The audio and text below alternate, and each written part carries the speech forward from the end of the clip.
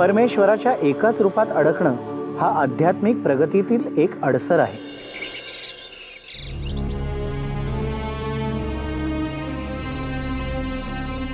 आई, मला तुझी खूप आठवण येते ग. तुझ्याशिवाय हे घर मला खायला उठतंय. मला बाबांची खूप भीती वाटते. ते मला चोरी करायला शिकवतायत.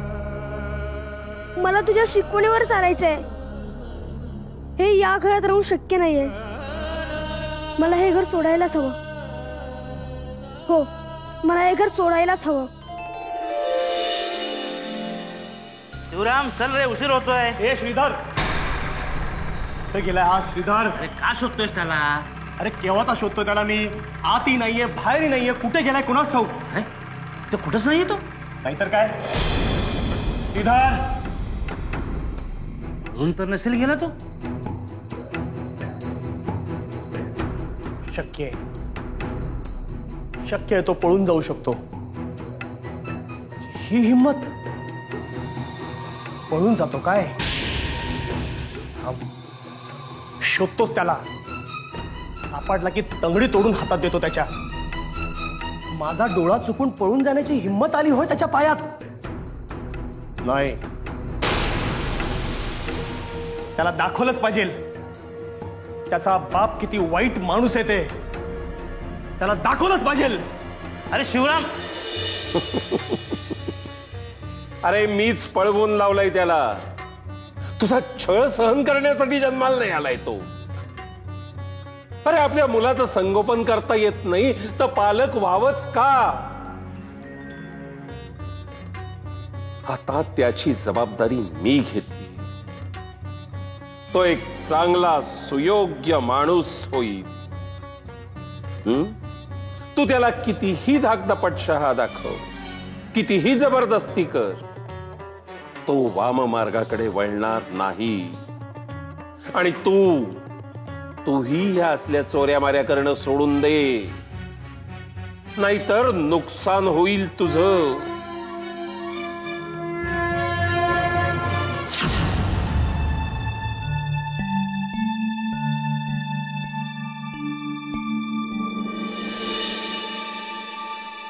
अहो, तो मुलगा बघा, रडतोय तो. चल विचारूया आपण. चला.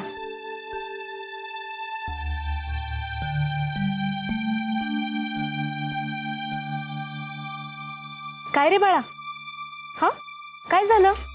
आणि इथे असं का बसलायस तू? उठ पाहू. रडतोयस का तू? कोणी काही बोललं का तुला? आणि तुझे आई बाबा कुठे आहेत? हरवलेस का तू? नाही, तसं असेल तर ते लोक शोधत असतील तुला. तू आधी रडणं थांबव. आणि कुठला तू, काय सांग तरी आम्हाला. तुझ्या नातेवाईकांकडे नेऊन पाहिजे तर आम्ही तुला सोडतो. मी हरवलो नाहीये. मी एकटाच आहे. माझा या जगात कुणीच नाही.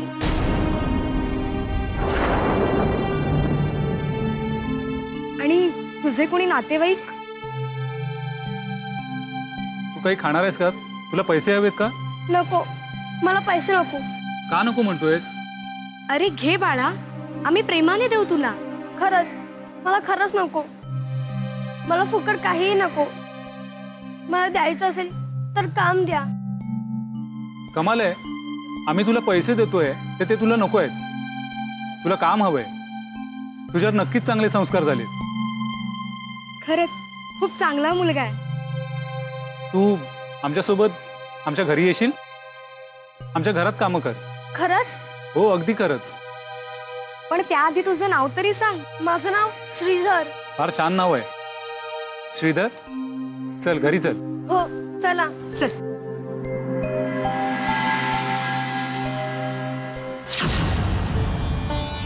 ये श्रीधर. बैस. बैस रे बाळा, बैस. बस. भूक लागली असेल ना तुला? अगं विचारतेस काय? काहीतरी खायला घेऊन ये त्याला. हो. बा, शिक्षणाची आवड आहे तुला? हो, खूप. अरे वा, छान. घे घे खा. अरे घे रे बाळा, संकोच करू नकोस, घे. मीना, अगं शिक्षणाची आवड आहे म्हणतोय हा. हो का? मग आपण याला नक्की गुरुकुलात घालू. हो ना. बाळ, तुला आम्ही शाळेत पाठवू, शिकवू. तुला आमच्याकडे काम करायला आवडेल? हो. ठीक आहे. मग आजपासून तू आमच्या घरातली कामं कर आणि जमल्यास वाड्याची रखवाली सुद्धा कर. बरं. गावात चोऱ्या खूप वाढल्यात. अहो पण तो किती लहान आहे, जमेल का त्याला? हो जमेल. हे बघ, रात्रभर तुला जागावं लागेल. अजिबात झोपून चालणार नाही, कळलं? हो, तुम्ही काळजी करू नका, मी प्रामाणिकपणे काम करीन. नक्की ना? म्हणजे आम्ही तुझ्यावर विश्वास ठेवू शकतो ना? हो, विश्वास ठेवा, मी प्रामाणिकपणे काम करीन. कामात कुचराई करणार नाही. अहो हो, किती प्रश्न विचारता. जरा खाऊ देत त्याला. घे खा.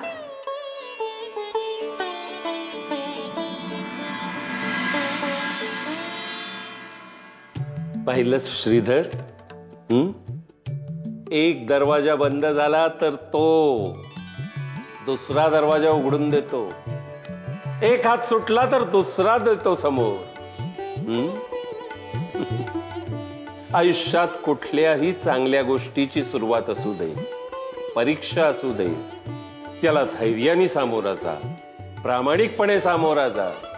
अरे तुझ्या आईचे सुसंस्कार तुझ्या पाठीशी आहेत, त्याचं भक्कम पाठबळ आहे तुला.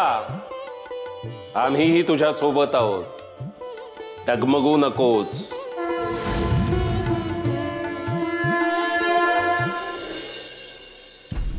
खरंच हा मुलगा प्रामाणिक असेल का? वाटतोय तर खरा, चांगल्या घरातला वाटतोय, पण का कुणास ठाऊक भीती वाटते. घरात एवढा ऐवज तो एवढ्याशा जीवावर कसा टाकायचा? त्याची परीक्षा बघायलाच हवी. काय हो, काय झालं? आणि असे बाहेर का पाहताय तुम्ही? झोप येत नाहीये का तुम्हाला? काही नाही ग, सहजच. मी जरा जाऊन येतो. जाऊन येतो? कुठे? जरा बाहेर पाहून येतो. मध्यरात्र झालीये. श्रीधरला पाहून येतो. श्रीधर, खरं सांगू का तुम्हाला? खरंच तो मुलगा मला अतिशय प्रामाणिक वाटला आणि त्याच्या चेहऱ्यावरचा निरागस भाव माझ्या मनाला अतिशय भावले हो. का कुणास ठाऊक, पण मला तो अतिशय सच्चा वाटला. खरं बोलतेस तू. नाही तर या वयात मुलांना खेळाची आवड खूप असते, पण याला शिक्षणाची आवड आहे. शिकायला मिळावं म्हणून तो आपल्याकडे काम करायला तयार झाला. आपण त्याला गुरुकुलात घालूया आणि खूप शिकवूया, खूप मोठा माणूस करूया. तू ना खूपच भावूक होतेस. एवढाही कोणावर अंधा विश्वास ठेवू नये. आलोच मी.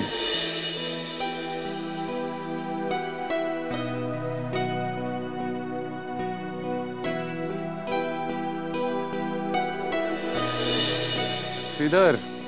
हो मालक, तुम्ही झोपला नाहीत? अहो मध्यरात्र झाली आहे आणि तुम्ही इथे. काही नाही रे, सहज फेरफटका मारायला आलो. बरं तू व्यवस्थित आहेस ना? म्हणजे दमला वगैरे नाही आहेस ना तू? नाही नाही, मी व्यवस्थित आहे. बरं मी तुला एक बसायला बाकडं दिलं होतं, ते कुठे आहे? हा, ते मी आत ठेवलंय. का? आता जर मी बसलो तर मला झोप येईल. आता समोर बसायला बाकडात नसेल तर बसणार कुठून? मग झोपण्याचा प्रश्नच नाहीये. तुझं कौतुक वाटतंय मला. खरंच तू खूप प्रामाणिक आहेस. चला, आम्हाला घराला चांगला रखवालदार मिळाला. तू थांब, येतो मी.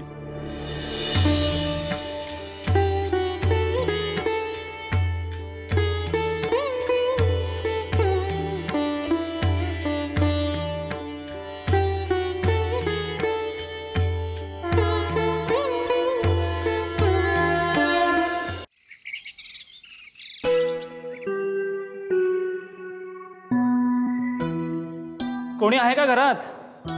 अरे महादेव, ये ना, ये बैस. आज सकाळी सकाळी येणं केलंस? सहजच ना? अरे सहजच कुठलं, मुद्दामूनच आलो आहे.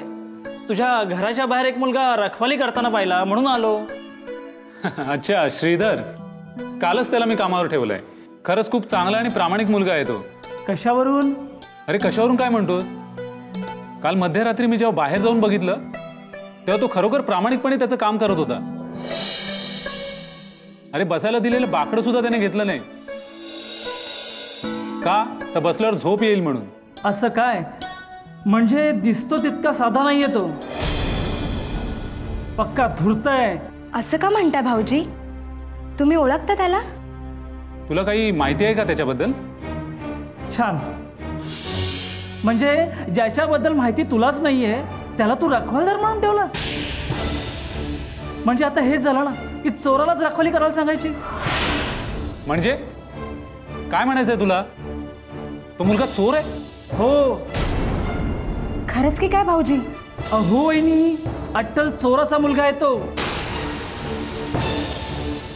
चोरी करायच्या उद्दिष्टानेच इथे आला असेल कदाचित. मला नाही असं वाटत भाऊजी. हो रे महादेव, मला सुद्धा तो मुलगा तसा नाही वाटला. कारण काल त्याला जेव्हा रडताना बघितलं तेव्हा मी त्याला सगळं विचारलं, तुझं घरदार, तुझे आई वडील. तो कोणीच नाहीये म्हणाला. अरे आई वडील सोड, त्याला त्याचं घर, त्याचे नातेवाईक कोणीच नाहीये. बघितलंस? अरे इथेच खोटं बोलला तो. अरे धड दाखड बाप आहे त्याला. बहुतेक बाप लेकाने दोघांनी मिळून ठरवलं असेल चोरी करायचं. अरे बापरे, मी त्याच्यावर एवढा विश्वास ठेवला आणि इथे कामासाठी घेऊन आलो. आता काय? अरे काढून टाक त्याला, नाहीतर उद्या तुझ्या घरात चोरी होईल आणि मग बोंबलत बसशील. अरे त्याचं लहान वय आणि कोमेजलेला चेहरा बघून तुम्हाला दोघांनाही त्याची कीव येईल. मग इथेच फसाल. अरे तुम्हा दोघांना कळत कसं नाहीये? अरे ही लोक पक्की मुरलेली असतात. काल तू त्याला रखवालदारी करताना पाहिलंस, नेहमी पाहणार आहेस का? काय वहिनी, पाहणार का नेहमी? म्हणून आत्ताच सांगतोय, अरे काढून टाक त्याला. डोक्याला ताप कशाला करायचा? तू म्हणतोस तेही बरोबरच आहे म्हणा. ठीक आहे, मी त्याला आत्ताच घरातून हाकलून देतो. श्रीधर, श्रीधर, काय झालं साहेब? काल जेव्हा मी तुला विचारलं तुझं घर, तुझे आई वडील कुठे आहेत, तू सांगितलंस मला कोणीच नाही आहे म्हणून. खोटं बोललास ना माझ्याशी? नाही साहेब, माझं खरंच कुणी नाहीये. माझी आई देवाघरी गेली. आणि तुझा बाप, तो जिवंत आहे ना? सांग, का खोटं बोललास? हो, पण मला त्यांचं काम नाही पटत, म्हणून मी त्यांचं नावही नाही सांगू शकत. माझा आणि त्यांचा काहीही संबंध नाही. पाहिलंस काय सांगितलं मी तुला? अरे अट्टल चोर आहे याचा बाप. तुझा त्यांच्याशी काय संबंध आहे मला माहित नाही, पण आता तुझा आणि माझा काही संबंध नाही. म्हणजे तुझा बाप अट्टल चोर आहे. मी तुला आता कामावर ठेवू शकत नाही. आत्ताच्या आता इथून निघून जा. नाही साहेब, माझ्यावर विश्वास ठेवा. मी प्रामाणिकपणे काम करीन. नाही, चोराच्या मुलावर मी भरोसा ठेवू शकत नाही. साहेब असं बोलू का? मला आग लावून देऊ नका साहेब. तुला सांगितलं ना, निघ इथून, चल. अहो असं काय कर? तू मध्ये बोल नकोस. मूर्ख. अरे विजय, इतका कसा रे तू हलक्या कानाचा? कुणी यावं, तुझे कान भरावेत आणि तू मूर्खासारखं त्याच्याप्रमाणे वागावंस. तूही श्रीधरला ओळखतोस ना थोडाफार? काल रात्री पाहिलास ना तू त्याचा प्रामाणिकपणा, त्याची चिकाटी, त्याची काम करण्याची पद्धत. मग तरी सुद्धा असा निर्णय घेतोस का? तुझ्या डोळ्यांवर तुझा विश्वास नाही? अरे कोणाचंही म्हणणं ऐकलं की ते पडताळून पाहावं. अरे जर का तुझा त्याच्या सांगण्यावर विश्वास बसला तर तू स्वतः त्याची पडताळणी करावीस. श्रीधरचं काम योग्य आहे अयोग्य आहे हे स्वतःच्या डोळ्यांनी पाहावंस. जर तुला अयोग्य वाटलं तर त्याला कामावरून काढून टाकायचं. तेव्हा अरे त्या बाळाविषयी कान फुंकून काय मिळवलंस तू? तुला याची शिक्षा जरूर होईल.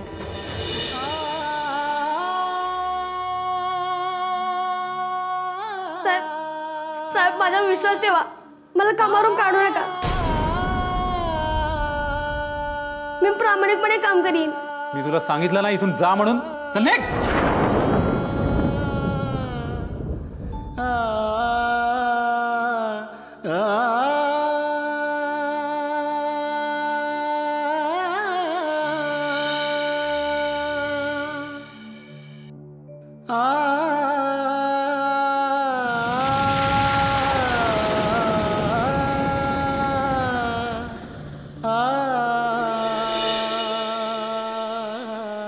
विदर बाळा, काळजी करू नकोस. अरे आयुष्यात अशा अडचणी, असे अडथळे येतातच. अरे म्हणून धीर सोडायचा नाही, खचून जायचं नाही. या अडथळ्यांना तोंड द्यायचंस, आपल्या अंगात बळ निर्माण करायचंस. आणि आयुष्यातले हे सगळे अडथळे पार करून आपलं ध्येय सिद्ध करायचं. स्वामी, माझी काय चूक आहे? माझे बाबा चोर आहेत, त्यांना मी काय करणार? मी तर प्रामाणिकपणे काम करत होते ना. मग असं का केलं त्या लोकांनी? स्वामी, मला खूप दुःख झालंय. माझ्या प्रामाणिकपणाची कदर केली गेली नाही.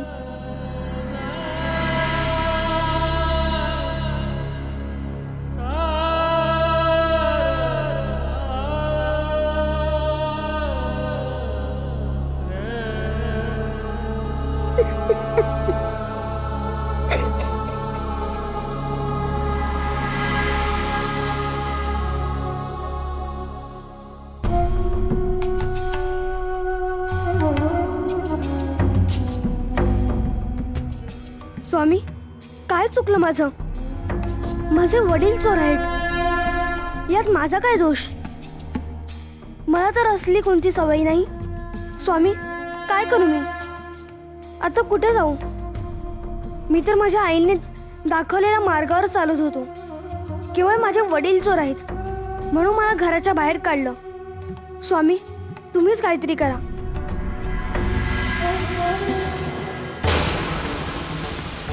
मी काय म्हणतोय, या गावात कोण असा श्रीमंत माणूस असेल की त्याच्या घरावर आपण दरोडा टाकू शकतो? आहे, असा एक माणूस आहे. त्याचं नाव विजय आहे. त्याच्या गडगंज संपत्ती आहे. आज आपण त्याच्या घरावर दरोडा घालायचा. माझ्या मालकांच्या घरात चोरी? अरे बापरे, मला काहीतरी करायला हवं. काय करू? पोलीस चौकीत अर्जी देतो.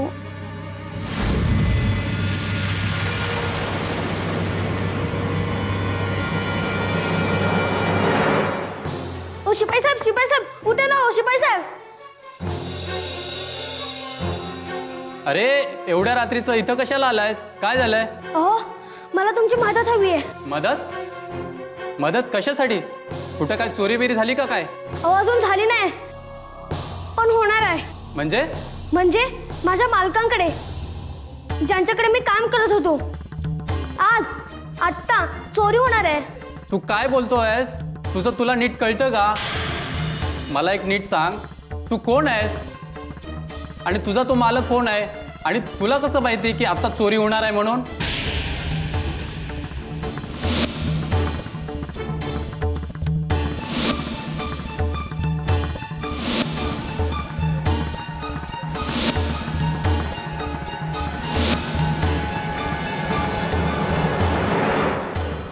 मित्रा, हाच तो वाडा. आणि इथे भरपूर ऐवज आहे. अरे हो, केवढा भव्य वाडा आहे हा. वाघ. अरे एवढ्या आलिशान वाड्यामध्ये केवढा माल सापडेल आपल्याला नाही? अरे ह्या वाड्याचा मालक भरपूर श्रीमंत आहे. तू एक काम कर, तू इकडे बघ, मी इकडे बघतो. चल चल.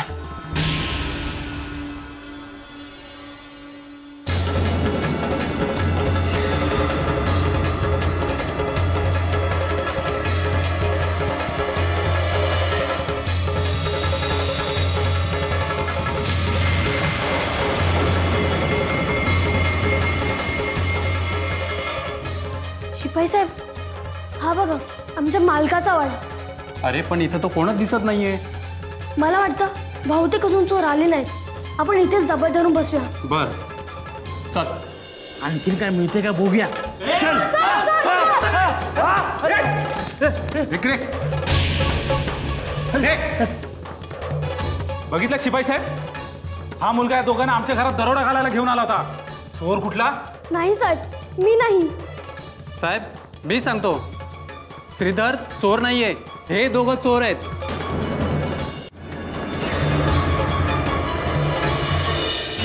थांबा, कुठे निघालात? शिवराम, तू आजवर चोऱ्या माऱ्या केल्यास, दरोडे घातलेस, लोकांना लुटलंस, लोकांच्या पैशावर स्वतः चैन केलीस, स्वतःच्या घरच्यांनाही छळलंस. अरे बायको पोरांचा छळ केलास. तुझ्या छळामुळे तुझी बायको मेली. तुझ्या पोरालाही चोऱ्या माऱ्या करायला सांगतोस. तुला तुझ्या कृत्याची शिक्षा मिळणार. जा जा आता, आयुष्यभर तुरुंगात खडी फोडत बस. जा. मला माफ करा स्वामी, मला माफ करा. पुन्हा मी कधीच असं वागणार नाही स्वामी. मला माफ करा. तुला माफी नाही, तुला फक्त दंड. स्वामी, स्वामी मला माफ करा, मी चुकलो. विजय, तू या मुलाला नोकरीवरून काढून टाकलं. अरे काय योग्य काय अयोग्य याची खातरजमा सुद्धा करून घेतली नाहीस. तू पाहिलं होतंस ना, हा मुलगा किती प्रामाणिक आहे, कष्टाळू आहे. तरी सुद्धा कोणाच्या तरी सांगण्यावरून तू या मुलाच्या आयुष्याचं नुकसान करायला निघालास. अरे आपल्या कानात पडलेलं आपल्या डोळ्यांनी खातरजमा करून घ्यावं आणि मगच त्या गोष्टीवर विश्वास ठेवावा. अशा कर्णोपकरणी सांगोवांगीच्या गोष्टीवर कधीही विश्वास ठेवू नये. स्वतःच्या डोळ्यांनी एखादी गोष्ट पाहावी, मग त्यावर विश्वास ठेवा. तुझ्याकडे झालेली चोरी तुझ्या चुकीचा परिपाक आहे. श्रीधर बाळा, मला तुझं कौतुक वाटतं. अरे तुझ्या या वाटचालीत तुला असंख्य अडचणी आल्या, अनेक खडतर प्रसंगांना सामोरं जावं लागलं. तरी सुद्धा तू तुझा मार्ग सोडला नाहीस. आईची शिकवणूक विसरला नाहीस, आईचे संस्कार विसरला नाहीस. मला कौतुक वाटतं तुझं. वाम मार्गाला लागला नाहीस तू. तुझ्या इतकंच तुझ्या आईचंही कौतुक आहे. तिच्या संस्कारांमुळे तुझा मार्ग तुला सापडला. यापुढे लक्षात ठेवा, कुणाचे पालक कसे आहेत, कुणाच्या घरची परिस्थिती कशी आहे, याच्यावरून एखाद्या व्यक्तीचं मूल्यमापन करू नका. चिखलातून कमळ उगवतं, कोळशाच्या खाणीत हिरा सापडतो. चिखल आहे म्हणून तिथे कमळ उगवणार नाही, कोळसा आहे म्हणून त्यात हिरा सापडणार नाही. ह्या म्हणण्याला काहीही अर्थ नाही. एखाद्या व्यक्तीची पार्श्वभूमी काय, तिचे पालक कसे आहेत, त्याच्या घरची परिस्थिती कशी आहे, यावरून ती व्यक्तीही तशीच असेल अशी खोटी आशा बाळगू नका. अरे एखाद्याचा बाप चोर असेल, एखाद्याच्या घरची परिस्थिती वाईट असेल म्हणून तिकडची व्यक्ती, तिकडचं एखादं बालक तसंच असेल, तसंच निपजेल या भ्रमात राहू नका. श्रीधरकडे पहा, तुमच्या समोर जितं जागतं उदाहरण आहे. त्याच्यावरचे संस्कार वेगळे असू शकतात. अरे तुम्हाला फक्त सामाजिक स्थान आहे, तुमच्याकडे पैसा अडकाय, धनवान आहात म्हणून कुणावरही काहीही आरोप करायचा, एखाद्याच्या विषयी कलुषित मन करून घेण्याचा काहीही अधिकार नाही तुम्हाला. यापुढे कायम लक्षात ठेवा.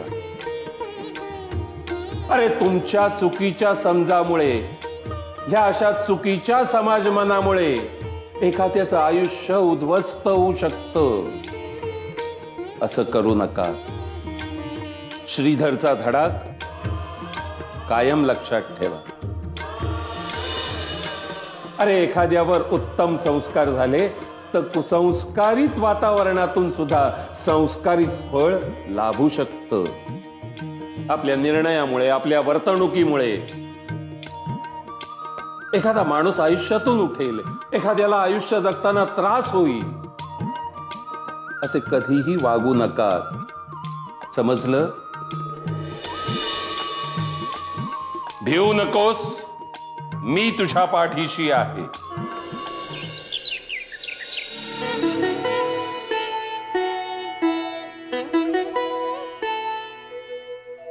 थांब माळ्या, दे ती फुलं इकडे. स्वामी, माझं काही चुकलं का?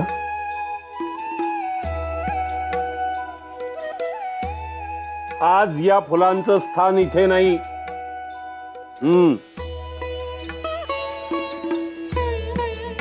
येलो.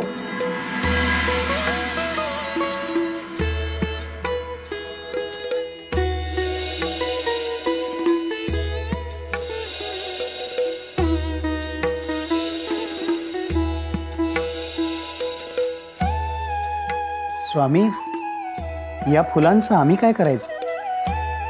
नाही म्हणजे तुम्ही आम्हाला फुलं देण्यामागचं प्रयोजन नाही लक्षात आलं. सांगतो. अरे पण त्या फुलांकडे आधी पहा तरी. तुम्ही असं बघताय जणू काय आम्ही तुम्हाला काटे दिलेत आणि ते तुम्हाला बोचताय. तसं नाही स्वामी, पण अरे हो हो, ती फुलं नीट निरखून पहा. त्यांची रचना पहा, त्यांचे रंग पहा, त्यांचा सुगंध घ्या आणि सांगा, आता या फुलांकडे बघून तुम्हाला काय वाटतं? स्वामी, छानच आहेत फुलं.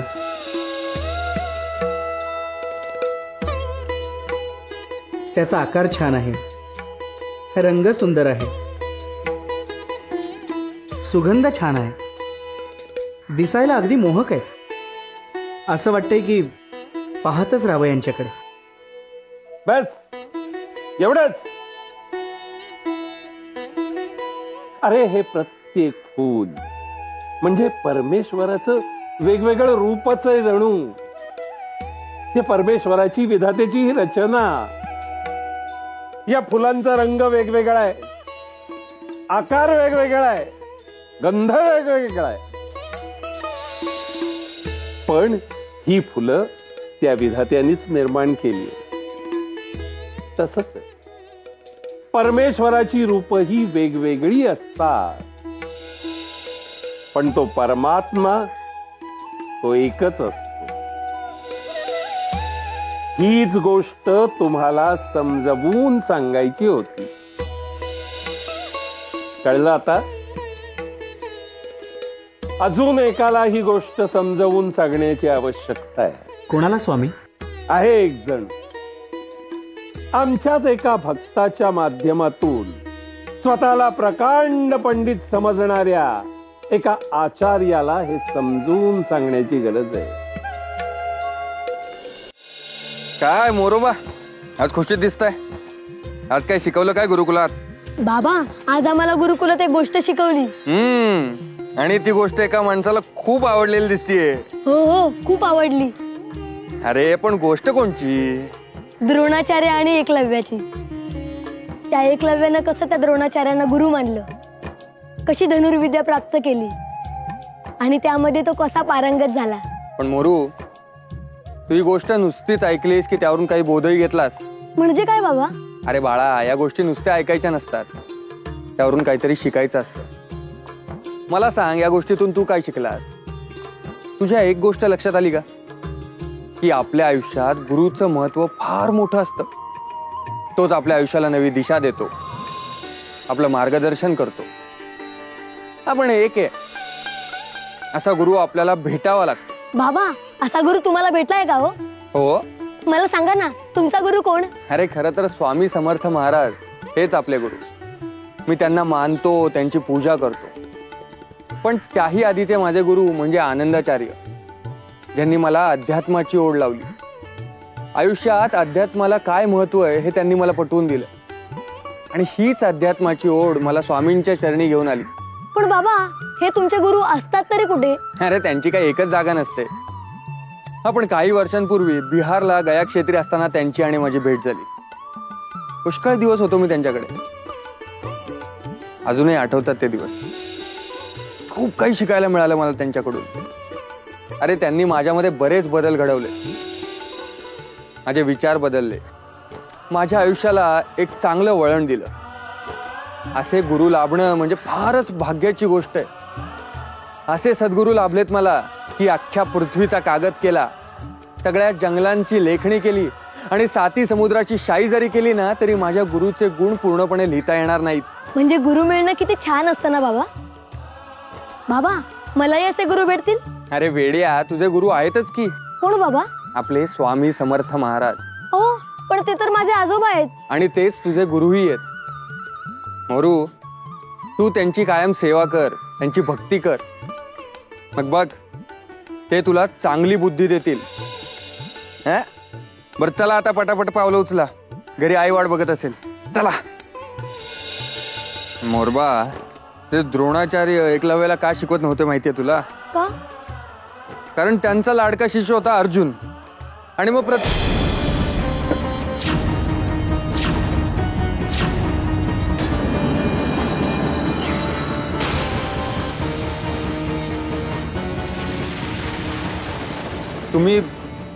तुम्ही इथं माझ्या घराबाहेर काय करताय?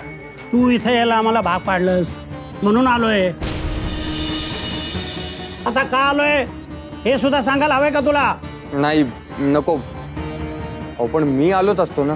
कसं आहे ना, सावकाराचं कर्ज घेतलं ना म्हणजे माणसं विसरून जातात. त्यांची आठवण काढून द्यायला आम्हाला यावं लागतं. नाही, मी काहीच विसरलेलो नाही. माझ्या लक्षात आहे सगळं. मी फेडणार आहे तुमचे पैसे. अरे पण कधी? देईन म्हणतोस रोज, कधी फेडणार आहेस? आम्ही काही शेंबडी बोर वाटलो काय तुला? बस झालंय तुझ्या थापा. पैसे आत्ताच्या आता टाक. अहो पण आता एवढे पैसे कुठून आणू मी? माझ्याकडे नाही आहेत. मी तुमचे सगळे पैसे देतो ना, मला थोडी मुदत द्या. सावकाराची पैन पै मी व्याजासकट फेडेन. ते येतं तुला फेडावंच लागतील. आता फक्त 4 दिवस, यापेक्षा तुला जास्त वेळ मिळणार नाही, कळलं? आज आमचे पैसे कसे वसूल करायचे हे आम्हाला चांगलंच ठाऊक आहे. आलं का लक्षात?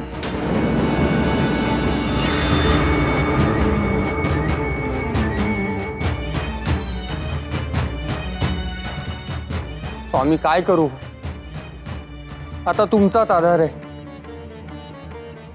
ह्या संकटातून सोडवा. रमाकांता, आम्ही तुला संकटातून बाहेर काढणार आहोतच, पण आत्ताच नाही. अरे कुठलीही गोष्ट इतकी सहज घडत नसते. ती घडण्याला काहीतरी निमित्त घडावं लागतं. अरे एवढ्या डगमगून काय जातोस? अजून आयुष्यात तुला बऱ्याच संकटांचा मुकाबला करायचा आहे, बऱ्याच आपत्तींना तोंड द्यायचंय. तुला आमच्याकडून मदतीची अपेक्षा असेल तर ते तुझ्याच हातात आहे. तुझा आमच्यावरील विश्वास अभंग ठेव आणि मग पहा, तू जिंकलंसच. आणखी एक गोष्ट लक्षात ठेव, परमेश्वर तुमच्यावर आपत्ती आणतो, संकट आणतो, त्यामागे त्याचा एक उदात्त हेतू असतो, हे लक्षात ठेवा.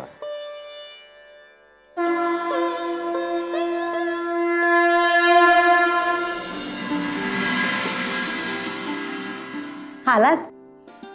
माझाही स्वयंपाक होत आलाय. मी भात लावते, तो पण तुम्ही हातपाय तोंड धुवून घ्या. हे आई, आज जेवणाला काय बनवलंयस? तुझ्या आवडीची बटाट्याची भाजी आणि भाकरी. हे आई, मला ना खूप भूक लागली, जेवायला वाढ ना. आवडीची भाजी म्हणली की लगेच तुला भूक लागली. बरं वाढते. तुझ्या बाबांचं आठवू दे, दोघांना एकत्रच वाढते. हं? अहो अहो काय झालं? नाही, काही नाही.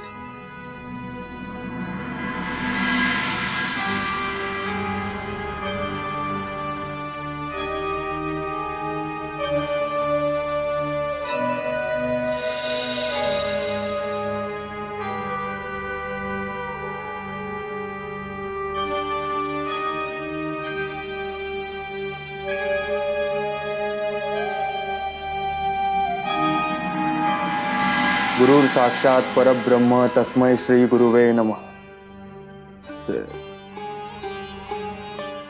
बाबा काय रे? एक विचारू का? तुला फारच प्रश्न पडतात. बरं विचार. आपण देवाची पूजा करतोच, पण तुम्ही या पुस्तकाची पूजा का करता? अरे काय साधं सुद्धा पुस्तक नाहीये. माझ्या गुरूंनी मला भेट म्हणून दिलेलं पुस्तक आहे, त्यांची आठवण म्हणून. आणि त्यांची आठवणच माझ्यासाठी पूजनीय आहे. त्यामुळे जेव्हा मला त्यांची आठवण येते, जेव्हा त्यांना मला भेटावंसं वाटतं, तेव्हा मी या पुस्तकाच्या जवळ जातो आणि त्यांच्या भेटीची आस पूर्ण करतो. दुधाची तहान ताकावर भागवतो. आपण आपल्या तीर्थस्थानी कधी पोचणार? अरे अजून बराच पल्ला गाठायचा आहे आपल्याला.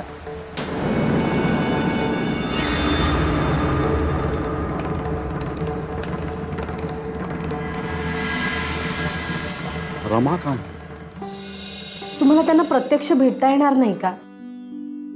तुमच्या मनात त्यांच्याबद्दल किती आदर आहे, किती कौतुक आहे. तुमची त्यांच्याबद्दलची श्रद्धा आणि आदर पाहून आम्हालाही त्यांना भेटावंसं वाटतं. हो बाबा, मलाही तुमच्या गुरूंना पाहायचंय. पण ते माझ्या हातात थोडंच आहे. मनात आलं की त्यांची भेट झाली इतकं सहज नाहीये ते. गेले कित्येक दिवस त्यांच्या भेटीची ओढ निर्माण झालीय, पण ते मी मनातच ठेवलं होतं. पण आज तुम्ही ते बोलून दाखवलं. अहो पण मग त्यांना भेटता कसं येईल याचा विचार करा ना. एक गोष्ट करावी लागेल. स्वामींना साकडं घालावं लागेल. आता आपली आणि त्यांची भेट स्वामीच घडून आणू शकतील. अहो मग जा ना स्वामींकडे, जेवून घ्या आणि लगेच निघा. हो बाबा.